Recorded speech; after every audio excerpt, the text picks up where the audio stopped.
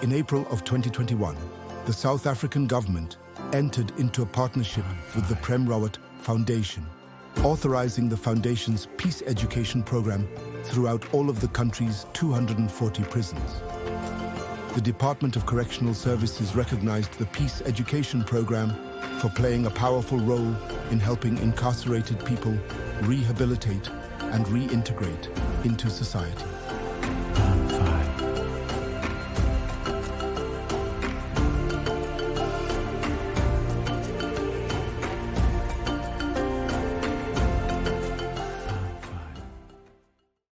This day is important, Program Director, and please allow me to take this opportunity to say we appreciate the work that is done by the Prem Rawat Foundation within the Department of Correctional Services.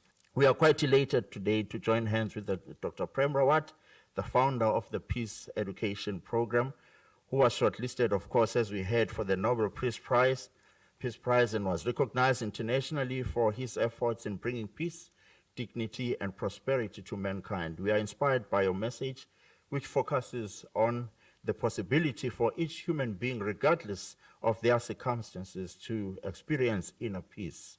Ladies and gentlemen, in November 2012, Dr. Prem Rawat was invited to speak at Zonderwater Correctional Facility to 375 members, correctional officials and inmates. This proved to be a very successful and memorable event.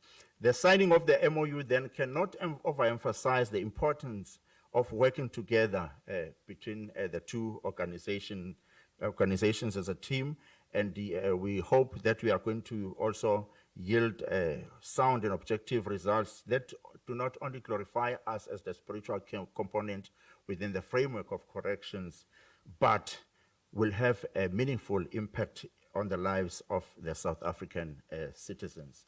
The Prem Rawat Foundation has to remember that the work that they are doing is important within the greater effort to make South Africa a better place. We are all, of course, supporting the National Development Plan, that is Vision 2030. Continue with the sterling work that we have started to support us in correcting the offending behavior and ensuring that those in need during this unprecedented time of COVID-19 and beyond are also assisted. We commend your work into God's hands. I thank you, ladies and gentlemen. Great honor for me to be here today. And of all the things I can say, I'll try to say a few things that maybe will touch us as human beings. Because right now, the whole world is being affected by this pandemic, the COVID-19, this little invisible virus. But believe me,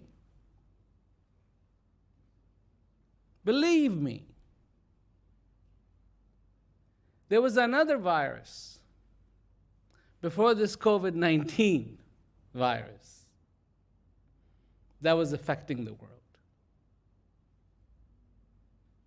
The greed, the hunger for power, the misinformation, the disrespect for mankind, the disrespect for nature, the disrespect for each other, the disrespect for religion, the disrespect for everything that was going on. But no doctor told us that that's a virus. No doctor told us that can hurt you. So we accepted, and we went along our way, hoping one day things will improve. I was 4 years old when I first talked about peace.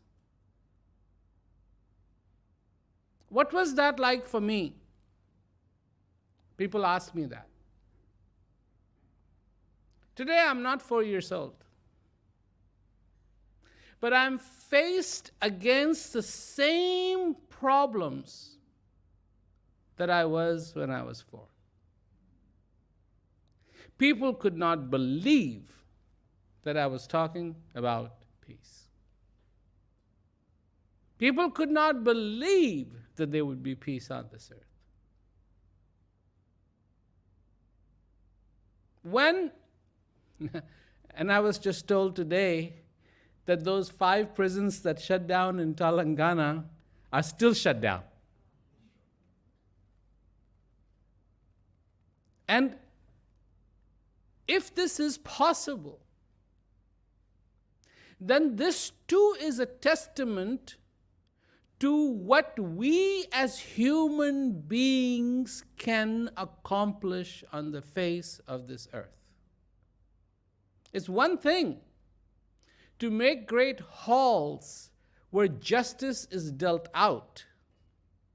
It is also another thing to build great institutions where people are locked away. It is another thing of mankind, another facet of human beings, to actually take those and shut them down because they're not needed. Not needed. This too is a testimony to the human accomplishment. But the amount of pessimistic attitudes that exist out there. Now, one thing I was thinking about is a beacon. The difference between beacon and a light. In a way, beacon does give out a little light, but not enough to illuminate anything. Airplanes have little beacons underneath them. I know, I fly them. They don't give out any light. You can't see much. But they let other people know there is danger here. There's danger. That's what beacons are good for. Why do I tell you about beacon? There is a lot of beacons around in this world. Danger, danger, danger. No peace. It can't happen. This is terrible. That's terrible. It will never happen. What do you want in your life?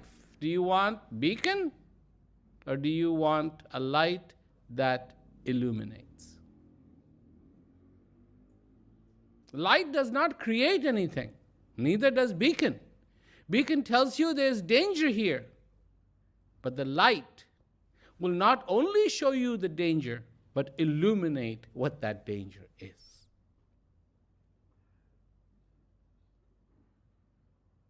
And the light that I talk about is the light of hope. What do human beings need in the time of hopelessness? When you hear the word hopelessness, do you think of somebody else?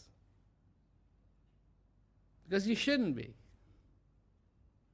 That hopelessness, I'm not asking you for a confession,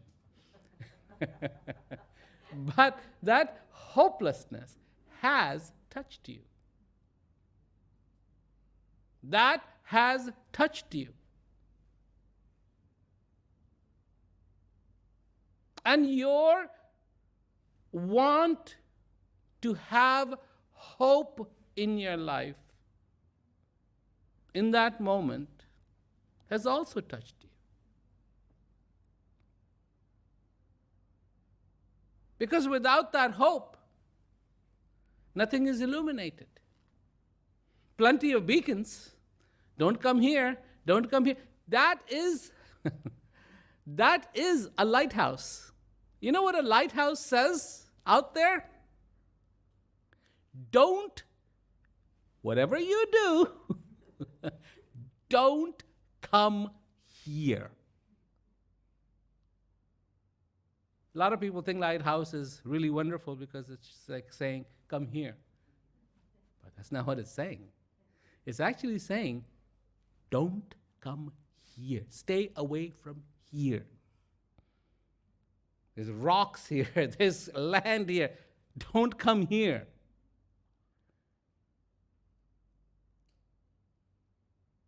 There are people who may misinterpret it. Oh, look, I see the lighthouse. Yeah, but that's what you need to stay away from. There is another light you need. The light that comes from within you. Your hopefulness, your strength.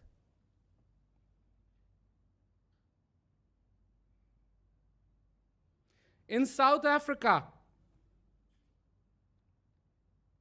when I came here, it was a different world. At the airport, there were signs for the bathroom. Who could go in that bathroom? I was told how one had to sit in the car depending on who was driving.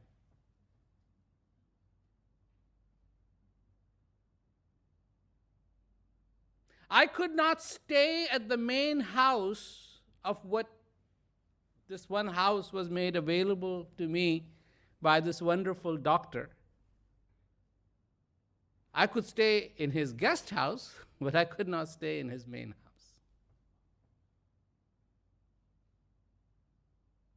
They wanted me to have separate meetings. I said, no, everybody, I'm not here for this. I'm not going to play this game. I don't like this game. And in that time, at that time, there were so many that were hoping that one day this apartheid will go away. And it'll be a different world.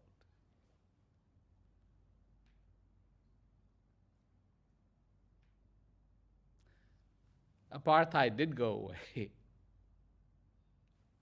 Officially, unofficially, right? Because there's another country exactly on the kind of on the other side, well, not quite, where apparently it doesn't exist anymore.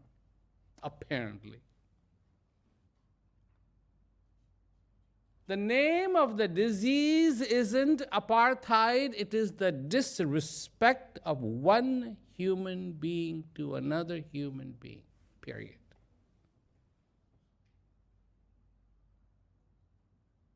When we cannot see that each one of us is made out of the same elements as the next person, that our ambitions are not any different than the next person, that what we want to achieve is not that different. When we forget what is a need and what is a want. Think about it. What is the difference between a need and a want? If your wants are not fulfilled, you will be disappointed. If your needs are not fulfilled, you will be slightly dead. You need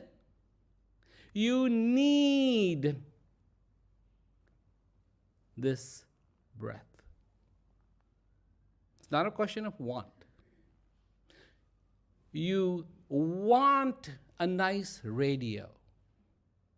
You don't need a nice radio, you want a nice radio. And if you don't get it, you may be slightly disappointed, but you won't die. If you stop breathing, you will.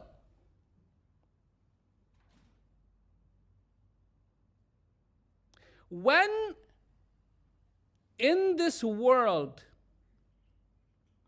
wants become more important than the needs, you get a very confused world. Killing each other becomes nothing. Excuse. All the people that get killed, oh, we're trying to defend ourselves. Hey, trying to defend yourself from what? You are bent over trying to eliminate every single living person. I mean, how are the country is clear on the other side of the world. Nobody is coming and attacking. Well, we're trying to protect ourselves. This one country, all these bodies were arriving, their own citizens, the bodies were arriving in a body bag. What was their solution to the problem? Stop showing it. Problem fixed. Really? Is it that easy? Is it that simple? So now the issue becomes, we need to address the need of the people in this world. Peace education program is not about judging people. That the courts have already done. Sentence has been passed.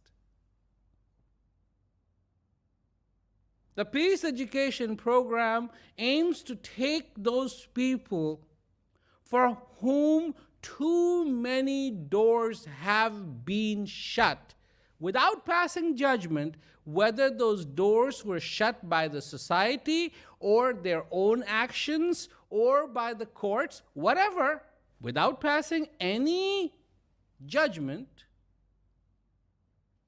to help them find a way back to themselves. That's what peace education program. People ask me, how does it work? How does it work?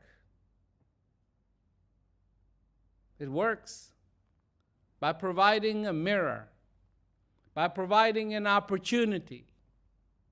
The first time I went to this prison in San Antonio, and there I was. Oh, it was a tough prison, believe me. And there was all these people incarcerated, and they were tough.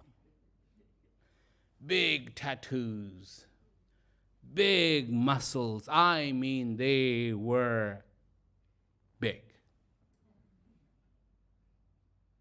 Strike fear in you just looking at them, like, whoa. We sat down, came to this room where they used to hold the peace education class. And there on the wall was this beautiful illustration of this story. And the story went that one day, I'll really abbreviate the story, that there was a farmer, and he had some sheep, and he would take them, herd them into the jungle. One day, as the farmer was coming back with his sheep, he saw a lion cub lying on the side of the road. So he picked up the lion cub, brought him home, nursed him back to health. And when the lion cub got healthy, he put him with the sheep. So now every day, the lion cub would go out with the sheep and come back with the sheep, and he would play with the sheep, and he would hang out with the sheep. Quite a few years went by like that. One day, to the great surprise of everyone there, they heard a very loud roar. And it was a full big lion coming out of the jungle. And hearing this roar, all the sheep just scattered, hiding. And the lion cub, who wasn't that little anymore, also went hiding. The lion saw all the sheep hiding, and he was very pleased. But when he saw the lion cub hiding, he went over to that cub and said, "Why are you hiding?" And the little cub said, "Oh, please, please, please, don't eat me. I'm just an innocent little sheep. Don't eat me. I haven't done anything wrong. Please, please, please." The lion said, what are you talking about? You are not a little sheep. You are a lion." He goes, "Anything you say. Just don't eat me. Please spare me, spare my life." He said, "Come here." "No, please, please. Come here, come here. Let me show you who you are." Took him by the lake. Said, "Look at your reflection. You're not a sheep. You're a lion. Learn to roar like a lion." It had an incredible impact on me when I saw that illustration, that of all the stories they had heard, they were touched by that story. Big tattoos, big guys, and they were touched by a story of a lion cub, because he had forgotten who he was. He was hanging out with the sheep for so long that he forgot who he was. We too forget. We forget that we are human beings.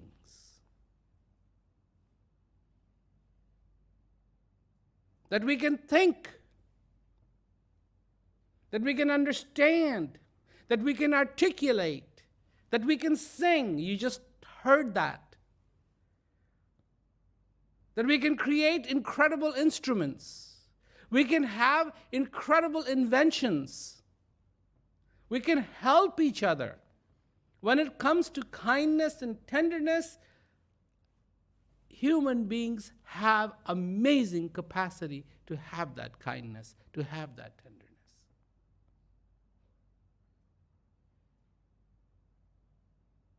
All we are taught from the very beginning is how we are different. I would like to teach everybody how similar we are. It is the similarity that we have. It doesn't matter where we are. It doesn't matter if we speak Japanese. You think the Japanese say something different? I mean, do you think in the morning when the son and the husband come out of their room and the mother is there preparing breakfast, she says anything different? Like, what is your bank account number? No, she asks them the same thing. I've made some breakfast. Would you like some? What do you want for breakfast today? Good morning. Says the same thing. You think an Australian kid who gets hurt says something different to his mother? When he comes crying, holding his finger up, do you think he says anything different? Maybe he says it in a different language, in a different accent, but he says the same thing.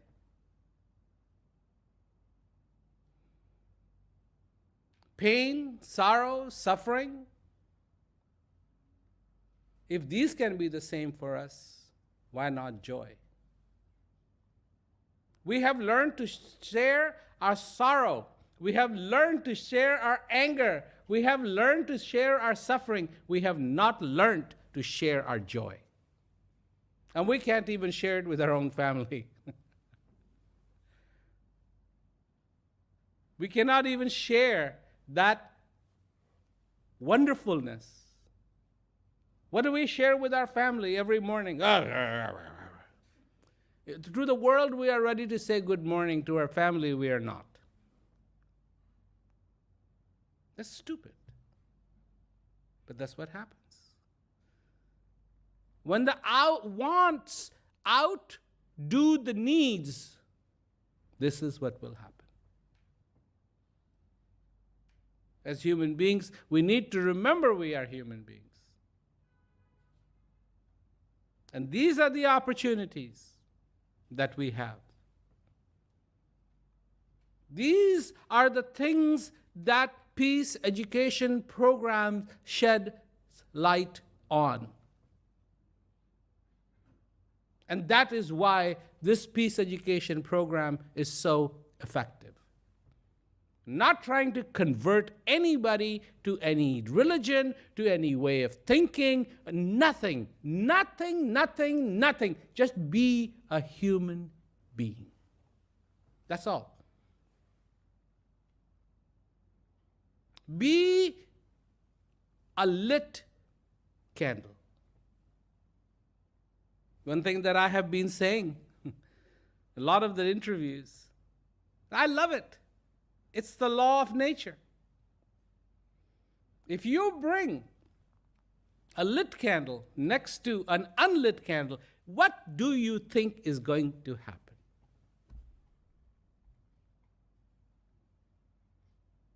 A lit candle, touch the lit candle to the unlit candle, and what do you think is going to happen? It'll light the unlit candle. This is the law of hope. This is the law of hope. When that happens, something remarkable has happened. Light now is coming from that candle that was not lit. And now not only that candle that was not lit has the possibility of producing light, but now it can light another unlit candle. Two things. Two things happened. Not just one, two things happened. And it'll happen again, and again, and again, and again, and there is no limit.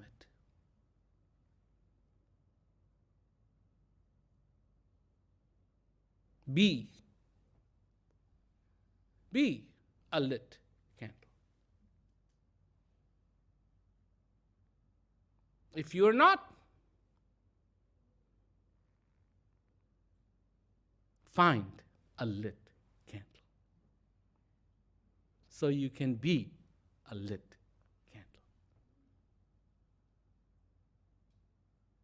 Now, how long should you stay lit? Till you are not lit anymore. All the way, all the way, all the way, all the way, all the way, all the way. You bring that unlit candle, you can't see it. Bring the lit candle and you will see the unlit candle. You will see where it needs to be lit. This is the possibility. As today, we are here. As much as we are here to sign the instruments, the memorandum of understanding for the peace education program, the memorandum, we are here really to acknowledge this possibility of mankind, not just a group of people, but of mankind, to be lit, to light each other, to give each other the possibility, the kindness, the possibility, the hope of being that person who can bring more and more and more and more joy to this world. More and more and more understanding to this world.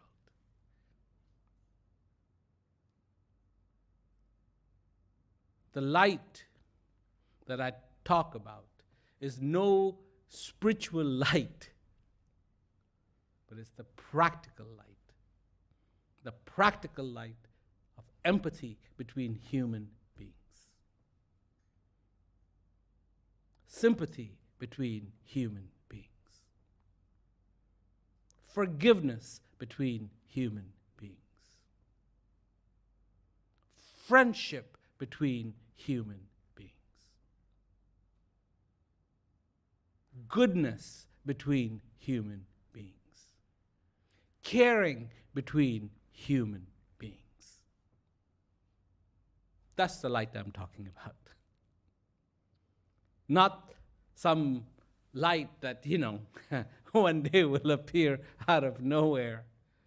That would be nice too. But this light that we carry inside of us, that we need today. I mean, look where the world is going. It's not headed in a good direction, believe me. It's not. People who in 2008 destroyed the economy, destroyed so many lives.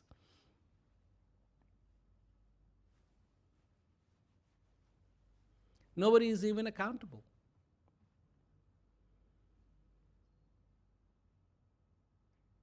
You look at, I know there are some countries, not all countries are like this, but I know there are some countries, and the fact that you're going to get locked up or not is not a question of what you did, but who was defending you.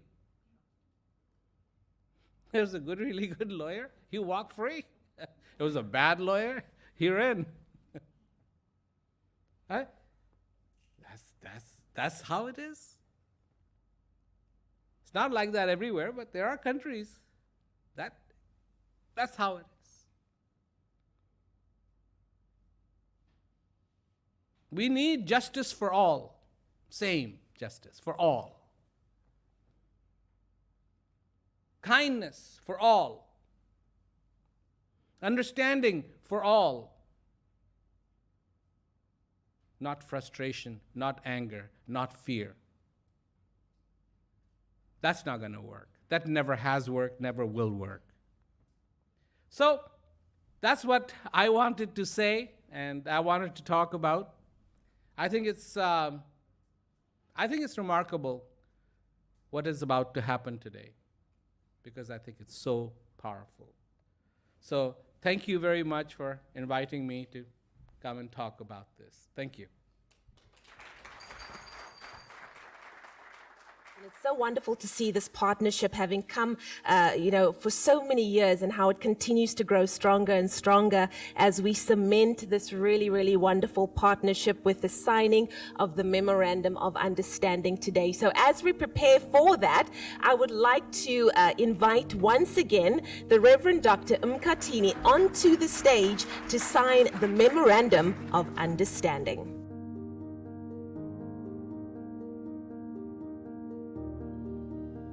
Thank you so much, Reverend Dr. Mkhathini. I would now like to invite Prem Rawat to sign the Memorandum of Understanding, after which we will have a socially distanced photo opportunity.